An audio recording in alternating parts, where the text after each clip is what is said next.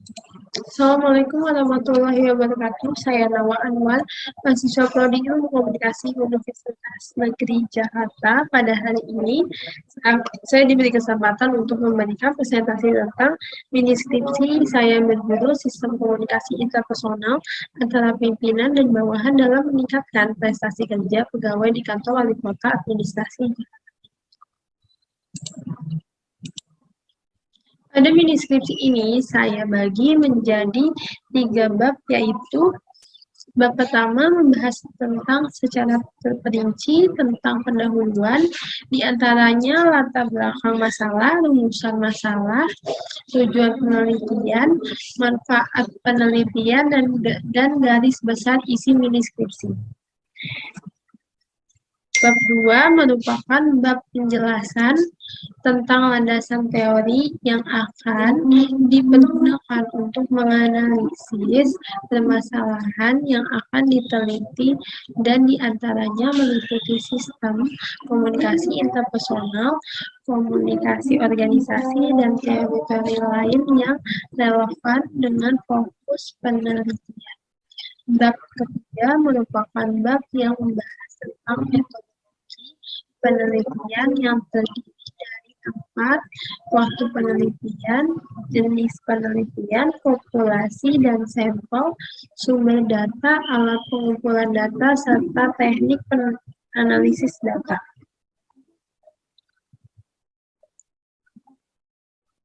Mari kita mulai presentasi ini. Pertama, latar belakang masalah.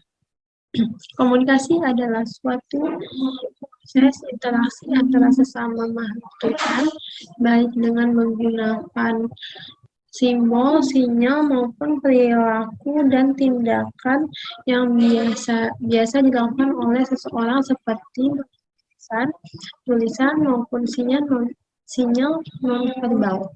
Mengingat perannya yang penting dalam menunjang kelancaran berorganisasi, maka perhatian yang penting cukup perlu dicurahkan untuk mengelola komunikasi dalam organisasi atau perusahaan yang dalam konteks ini adalah komunikasi interpersonal antara pimpinan dan bawahan.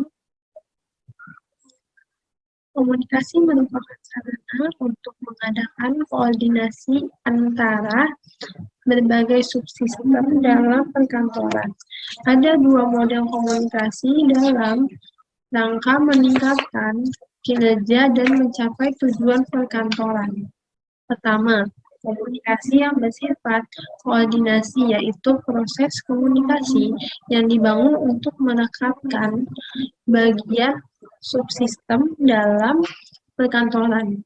Kedua, komunikasi yang bersifat interaksi, yaitu proses pertukaran informasi yang berkesinambungan, tukar pendapat, dan sikap yang dapat dipakai sebagai dasar penyesuaian di antara subsistem dalam perkantoran maupun antara perkantoran dalam mitra kerja.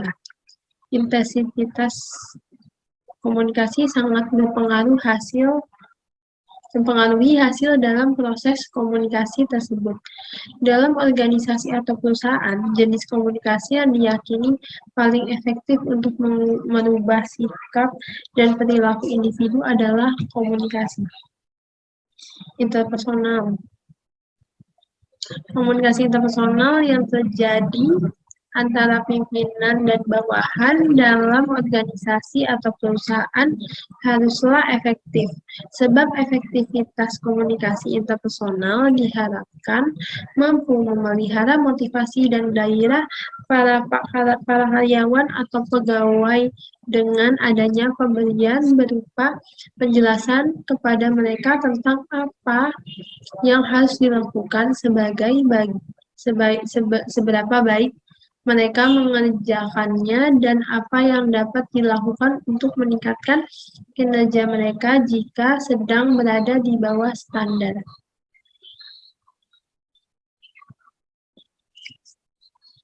Peningkatan kinerja pegawai secara perorangan akan mendorong kinerja sumber daya manusia secara keseluruhan dan memberikan feedback yang yang tepat terhadap perubahan perilaku yang direfleksikan dengan tuntasnya setiap pekerjaan yang berkualitas dan terwujudnya pegawai yang disiplin tinggi. Disinilah diperlukan komunikasi interpersonal yang efektif antara pimpinan dengan bawahan untuk memotivasi produktivitas para pegawai dalam bekerja. Selanjutnya, berdasarkan latar belakang permasalahan tersebut, kita dapat merumuskan masalah di antaranya. 1. Bagaimana sistem komunikasi interpersonal antara pimpinan dan bawahan di kantor wali kota administrasi Jakarta Timur? Yang kedua, bagaimanakah prestasi kerja pegawai kantor wali kota administrasi Jakarta Timur? Yang ketiga, bagaimanakah sistem komunikasi interpersonal antara pimpinan dan bawahan dalam meningkatkan prestasi kerja pegawai di kantor wali kota administrasi Jakarta Timur? Berdasarkan rumusan masalah tersebut, kita dapat menetapkan tujuan yang hendak dicapai, yaitu yang pertama, menganalisis sistem komunikasi interpersonal antara pimpinan dan bawahan di kantor wali kota administrasi Jakarta Timur. Yang kedua, mengungkapkan prestasi kerja pegawai kantor wali kota administrasi Jakarta Timur. Yang ketiga, untuk menganalisis sistem komunikasi interpersonal antara pimpinan dan bawahan dalam meningkatkan prestasi kerja pegawai di kantor wali kota administrasi Jakarta Timur, serta manfaat yang dapat kita capai di antaranya.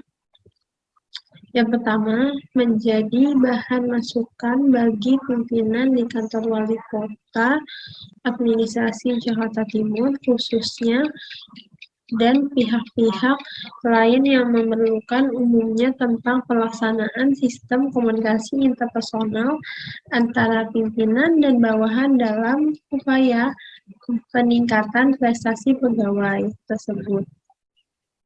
Yang kedua, menjadi kontribusi positif bagi pimpinan kantor wali kota administrasi Jakarta Timur dalam upaya meningkatkan prestasi para pegawai. Yang ketiga, menambah perbendaharaan ilmu pengetahuan terutama dalam bidang ilmu komunikasi dan menjadi masukan baru terhadap penelitian yang ingin meneliti maupun yang sudah ada sebelumnya menyangkut persoalan sistem komunikasi interpersonal antara pimpinan dan bawahan dalam upaya meningkatkan prestasi kerja. Selanjutnya, berdasarkan teori yang digunakan pada mini skripsi ini, yaitu pertama, teori komunikasi interpersonal. Pengertian komunikasi interpersonal adalah komunikasi yang terjadi dan berlangsung antara dua orang atau lebih secara kontak langsung dalam bentuk dialog atau percakapan yang dapat langsung diketahui balikannya. Adanya tujuan dari komunikasi interpersonal tersebut adalah sebagai bentuk proses mengenal diri serta mengenal diri sendiri dan dunia luar, lalu menciptakan dan menjaga hubungan yang bermakna sehingga terbentuk sebuah proses kerja sama untuk mencapai tujuan bersama dan proses mengubah sikap dan tingkah laku baik ke arah positif maupun negatif. Lalu, sebagai proses untuk bermain dan mencari hiburan, seperti saling berbagi cerita dan pengalaman berkenaan dengan berbagai hal masalah kehidupan, bercanda, bercerita, dan berolahraga untuk menghabiskan waktu, serta terakhir untuk membantu sesama baik, dan hal membujuk melakukan konseling, konsultasi, memberi motivasi, dan sebagainya. Komunikasi interpersonal yang efektif merupakan salah satu dasar untuk berhasilnya suatu organisasi atau perusahaan. Oleh karenanya menjadi sebuah keharusan bagi seorang pimpinan untuk mengetahui konsep-konsep dasar komunikasi agar dapat diterapkan dalam mengelola organisasi atau perusahaan dengan efektif.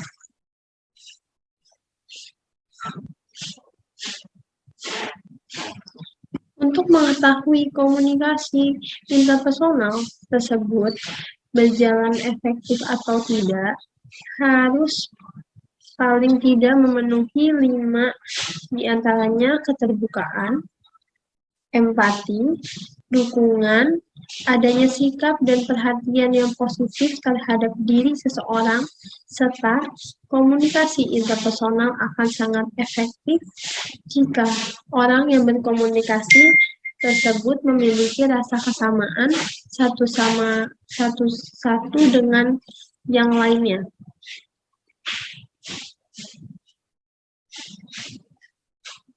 Kedua, teori komunikasi organisasi adalah suatu komunikasi yang terjadi dalam suatu organisasi atau perusahaan. Tentu ciri dari komunikasi organisasi ini adalah struktur atau berhierarki.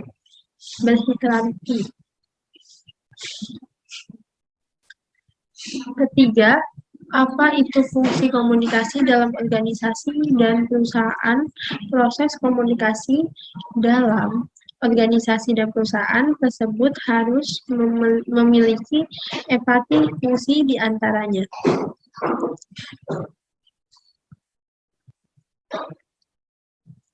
Fungsi informatif di mana organisasi perusahaan dapat dipandang sebagai suatu sistem prosesan informasi di mana seluruh karyawan dan pegawai dalam suatu organisasi atau perusahaan berharap dapat memperoleh informasi yang lebih banyak, lebih baik, dan tepat waktu fungsi regulatif berkaitan dengan peraturan yang berlaku dalam suatu organisasi atau perusahaan.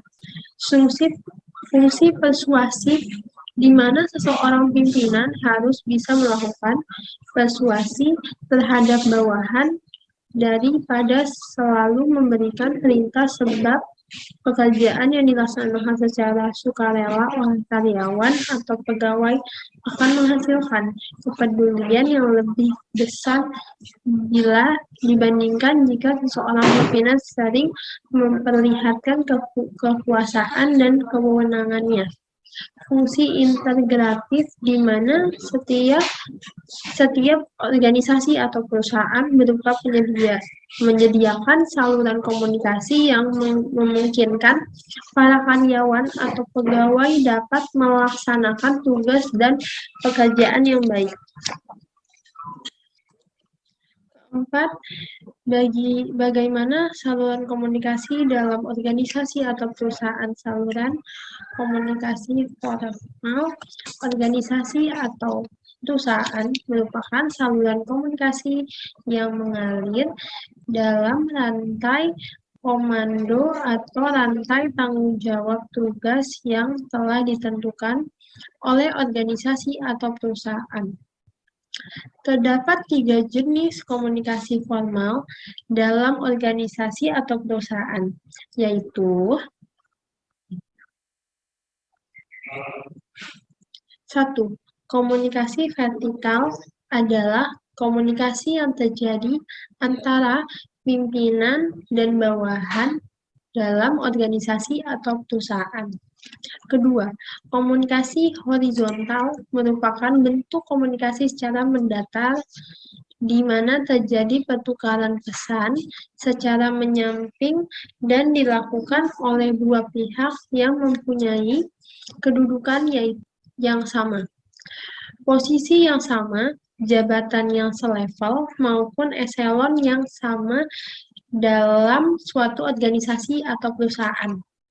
Ketiga, komunikasi diagonal merupakan komunikasi yang berlangsung dari satu pihak kepada pihak lain dalam posisi yang berbeda, di mana kedua pihak tidak berada pada jalur struktur yang sama.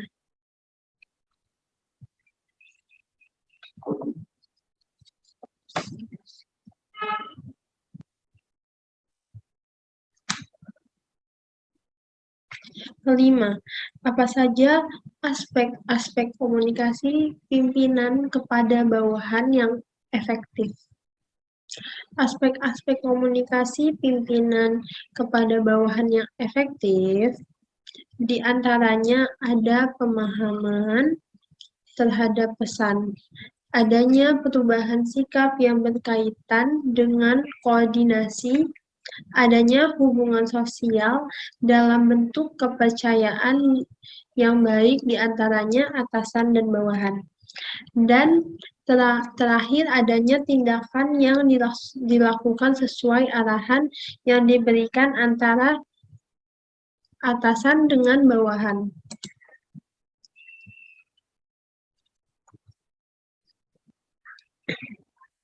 Keenam, apa saja jenjang dalam komunikasi? Untuk menumbuhkan keterikatan karyawan terhadap pekerjaan yang mereka hadapi, hendaknya komunikasi yang dilakukan pimpinan kepada bawahan tidak mengandung informasi pekerjaan, melainkan tujuan mengandung pembentukan hubungan yang baik.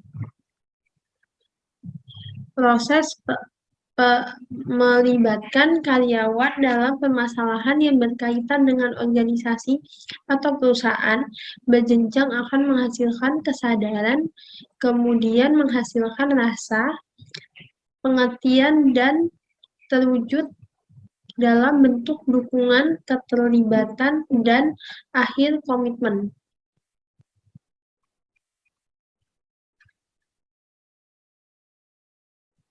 Ketujuh, bagaimana pentingnya wibawa kepemimpinan dalam organisasi dan perusahaan. Kemajuan ataupun kegagalan sebuah perusahaan banyak bergantung pada kewibawaan seorang pemimpin dan bagaimana sebuah perusahaan tersebut diarahkan dan dikontrol oleh. Karena itu, pimpinan mesti mempunyai wibawa, mampu mengelola dan memimpin dengan unggul, di samping mempunyai daya motivasi yang tinggi untuk diteladani oleh anggota-anggota perusahaan.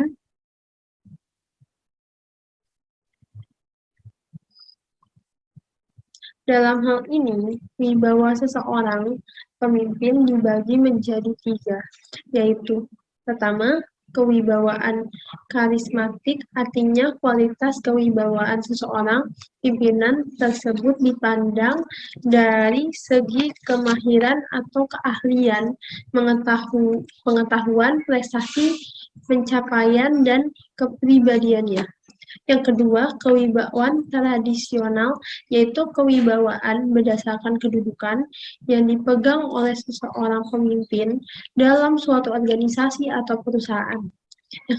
Yang ketiga, kewibawaan rasional yang sah menurut undang-undang, yaitu kewibawaan yang telah ditetapkan oleh undang-undang dalam suatu urusan seperti pihak kepolisian dan tentara.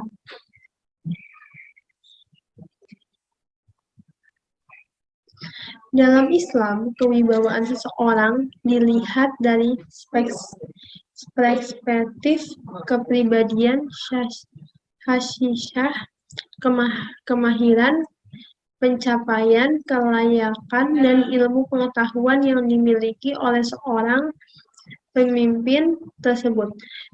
Seorang pemimpin yang berwibawa ada seorang yang berpikir tinggi, memiliki sifat mulia, serta akhlak terpuji.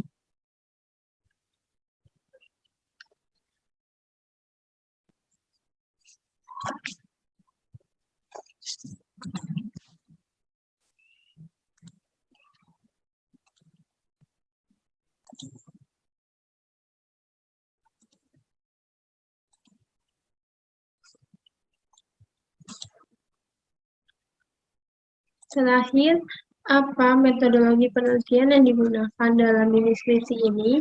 Tepat waktu penelitian dilaksanakan di kantor wali kota administrasi Jakarta Timur yang beralamat di Jalan DR Sumarno, Pulau Gebang, Cakung, DKI, Jakarta. Penelitian ini dijadwalkan berlangsung selama 3 bulan, mulai 1 Maret sampai 30 Juni 2023. Dalam mini skripsi ini, pendekatan yang dilakukan adalah jenis pendekatan kualitatif, di mana akan dilakukan pengalian data secara mendalam dan menganalisis secara intensif interaksi faktor-faktor yang terlibat di dalam sehingga didapatkan uraian mendalam tentang ucapan, tulisan, dan tingkah laku yang dapat diamati dari suatu individu, kelompok, masyarakat, maupun perusahaan yang setting tertentu yang dikaji dalam sudut yang komprehensif. Metode-metode kualitatif yang akan digunakan adalah pengamatan terlibat, wawancara mendalam, dan studi dokumen.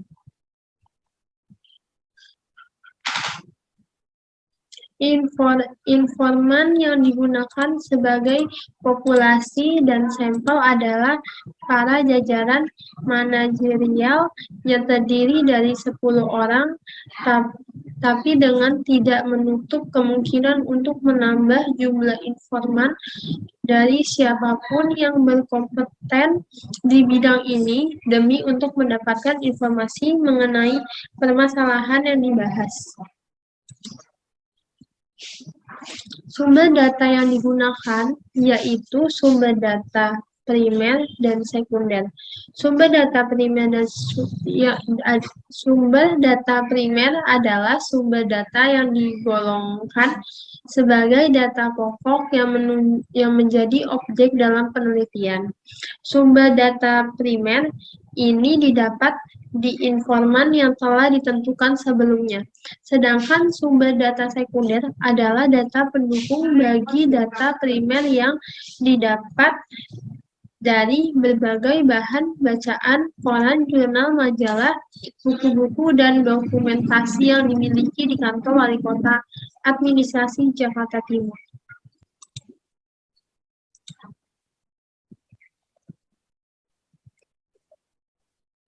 Teknik pengumpulan data yang digunakan yaitu pertama, pengamatan terlibat atau observasi, di mana penelitian memperhatikan dan mencatat efek aktivitas-aktivitas yang berlangsung serta orang-orang yang terlihat dalam kejadian aktivitas. 2. Interview mendalam. Selain melakukan observasi, teknik pengumpulan data yang dilakukan adalah wawancara mendalam. Yang ketiga, studi dokumen merupakan metode dokumentasi, yaitu sebuah langkah yang ditempuh peneliti untuk mendapatkan data mengenai berbagai hal atau variabel berupa catatan, transkrip, buku-buku, surat, kabar, majalah, prasasti, notulen rapat, leger, agenda, dan sebagainya. Setelah proses pengumpulan data-data akan dianalisis dengan cara 1. Mereduksi data agar tidak terlalu bertumpuk-tumpuk, memudahkan dalam mengelompokkan data dan memudahkan dalam penyimpulannya. Yang kedua, menyajikan data di mana akan diberikan gambaran secara keseluruhan dari sekelompok data yang diperoleh agar mudah dibaca. Secara menyeluruh, penyajian data berupa matrik, grafik, jaringan kerja, dan lainnya. Ketiga, kesimpulan atau verifikasi data awal yang berwujud kata-kata, tulisan, dan tingkah laku sosial oleh para aktor diperoleh melalui hasil observasi dan wawancara serta studi dokumen. Kesimpulan pada awalnya masih longgar namun kemudian meningkatkan menjadi lebih rinci dan mendalam dalam bertambahnya data dan akhirnya disimpulkan merupakan suatu konfigurasi yang utuh. Sekian presentasinya di skripsi saya dengan berjudul Sistem Komunikasi Interpersonal antara pimpinan dan bawahan dalam meningkatkan prestasi kerja pegawai di kantor wali kota administrasi Jakarta Timur. Wassalamualaikum warahmatullahi wabarakatuh.